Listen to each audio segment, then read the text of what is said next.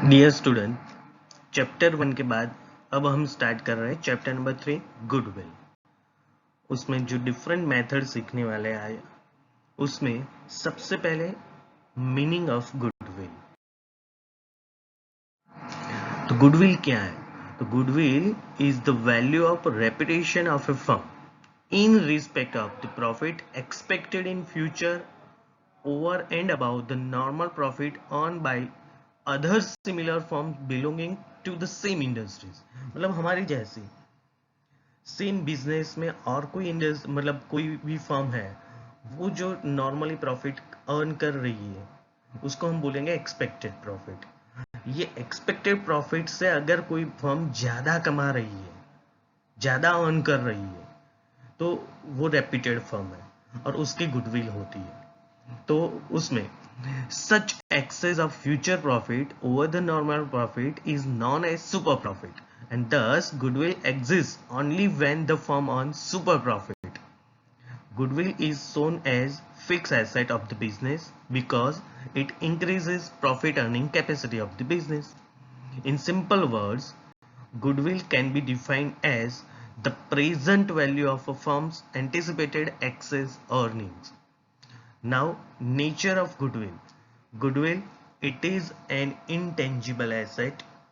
A firm that earns only normal profit or is incurring losses has no goodwill. And sometimes goodwill has more value than tangible asset. Right?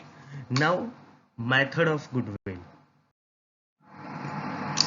तो methods of valuation of goodwill में there are 3 method main। First one average profit method. इसके अंदर हमारे पास दो method है, एक simple average profit method और दूसरी weighted average profit method. Second one super profit method और थर्ड वन कैपिटलाइजेशन मेथड। उसमें भी हम दो मेथड सीखेंगे। तो शुरुआत करते हैं एवरेज प्रॉफिट मेथड से आज, जिसमें हमको दो टाइप के सम करने हैं। एवरेज प्रॉफिट मेथड मतलब सिंपल एवरेज प्रॉफिट मेथड उन्होंने मेंशन किया है। तो क्या करना है, क्वेश्चन देख लो। Calculate the value of goodwill on the basis of 3 years purchase of the average profit based on the last 5 years and the profit for the last 5 years were as follows. 2014, 15, 16, 17, 18 5 साल का profit दिया हुआ है। सबसे पहले आपको क्या करना है, टोटल कर लेना है इसका प्रॉफिट। तो total normal profit is equal to क्या करेंगे हम, 40 प्लस 60 यानी 1 लाख प्लस 30 130 प्लस 50 यानी 180 प्लस 28 यानी 2,08,000। So total normal profit 2,08,000। Now average profit, तो average profit is equal to total normal profit divided by number of years. तो 2,08,000 divided by 5 41,600। Next goodwill is equal to, तो उन्होंने जो question में बोला था कि 3 years purchase of average profit of last 5 years, तो एवरेज प्रॉफिट तो हमने फाइंड कर लिया 41,600, तो into number of years purchase, तो वो उन्होंने मेंशन किया है 3। That's why 41,600 into 3 rupees 1,24,800। Okay, next sum, एक और सम देख लो जिसमें अगर उन्होंने एडजस्टमेंट भी दी है। तो average profit method, question 2012 profit 2,50,000 bracket में मेंशन किया including abnormal gain of rupees 30,000। Now 2013 rupees 2 lakh after charging abnormal loss of rupees 40,000। 2014 में 3,25,000 excluding rupees 20,000 payable on the insurance of plant. 2015 1 lakh profit दिया है बट ब्रैकेट में mention किया है including profit on sale of land of rupees 70,000। 2016 80,000। 2017 minus 60,000 यानी कि loss दिया है। मैंने एक साथ बहुत सारे पॉइंट इसमें रख दिए।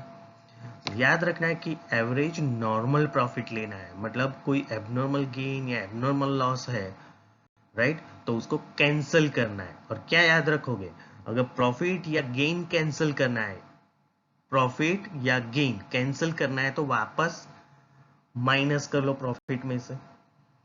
और सिमिलरली लॉस या एक्सपेंस को कैंसिल करना है तो प्रॉफिट में हम लोग क्या करेंगे, ऐड कर देंगे वापस। तो 2012 उन्होंने प्रॉफिट दिया था 2,50,000, उसमें एबनॉर्मल गेन बोला था, दैट्स व्हाई गेन है तो माइनस कर लो। आंसर में चेक करो 2012 profit 250 minus 30, out column 2,20,000।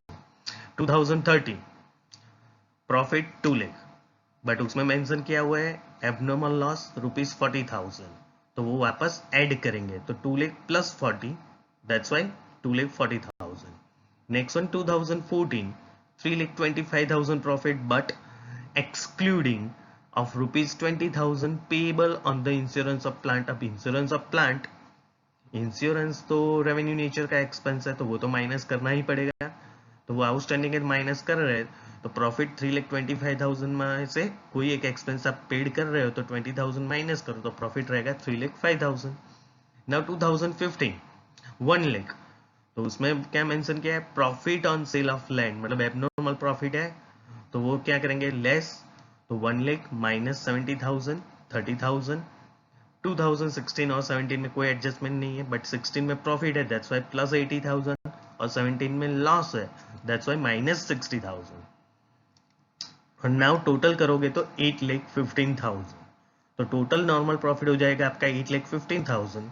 Now average profit is equal to total normal profit divided by number of years, तो 8,15,000 divided by 6, nearest integer number लेना है आपको, तो 1,35,833। Now goodwill is equal to 2 years purchase of average profit, तो average profit हमारा आया 1,35,833 into 2, तो total profit will be total goodwill will be 2,71,666। तो ये मेथड थी average, simple average method. Now weighted average profit method, तो weighted average profit method में क्या करना है आपको तो calculation of goodwill in the case of average profit method is based on the assumption that there is no change in the profit expected in the future. If we expect a decreasing or increasing trend, it is better to give a higher weight to the profit in the recent years and less weight to profit of earlier years. Hence, we calculate goodwill based on specific weights like 1, 2, 3, 4, etc. सबसे पहले आपको इसमें क्या करना है कि पहला step, आपको जो भी प्रॉफिट दिया है लास्ट 3 years 4 years या 5 years या 7 years, उसको असेंडिंग ऑर्डर में रख दो, राइट।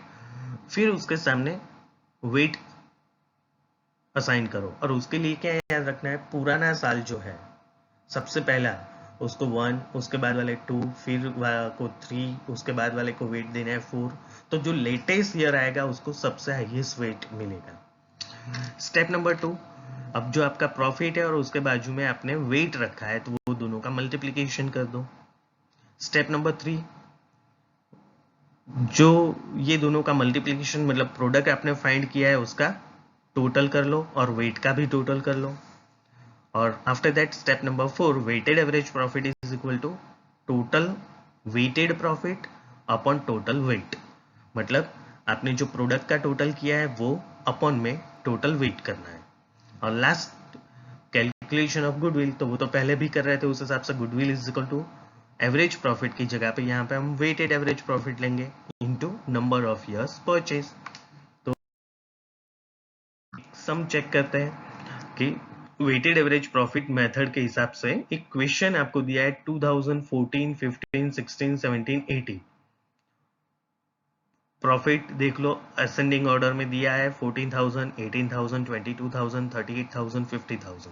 सबसे पहले आपको क्या करना है, प्रॉफिट ले लो, मतलब ईयर, और बाजू में प्रॉफिट ईयर में 2014, 15, 16, 17, 18, तो उसी हिसाब से असेंडिंग ऑर्डर में प्रॉफिट 14,000, 18,000, 22,000, 38,000 एंड 50,000। नाउ उसके सामने वेट, तो वेट सबसे पुराना ईयर 2014, उसके सामने 1, उसके बाद 2, 3, 4, 5। नाउ प्रोडक्ट यानी कि ये दोनों का मल्टीप्लीकेशन, तो 14,000 इंटू 1 तो product 14,000, 18,000 into 2 36,000, 22,000 into 3 66,000, 30,000 into 4, 1,52,000, 50,000 into 5, 2,50,000.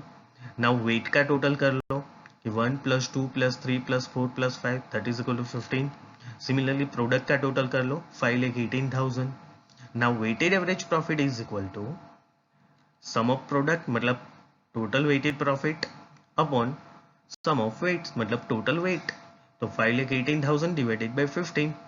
Nearest integer number भी आप ले सकते हो, मैंने अभी फ्रैक्शन में रखा हुआ है कि 34,533.33. नाउ वैल्यू ऑफ गुडविल, तो weighted average profit into number of years purchase. तो 34,533.33 इंटू उन्होंने सम में क्या मेंशन किया हुआ था वेट, तो परचेज ऑफ कितने इयर्स की, 2 इयर्स की है, तो इंटू 2. तो टोटल गुडविल क्या हो जाएगी 69,066.66. मतलब नियरेस्ट इंटीजर नंबर में ले ले तो 69,067. इसी हिसाब से आपको सेल्फ स्टडी के लिए दे रहा हूं PS ग्रेवाल में सम नंबर 1 to 16. ये आपका होमवर्क है. इसी हिसाब से आइदर ये एवरेज मेथड मतलब सिंपल एवरेज मेथड होगी या वेटेड एवरेज मेथड, तो उस हिसाब से आपको सब सम करके रखना है. Thank you student.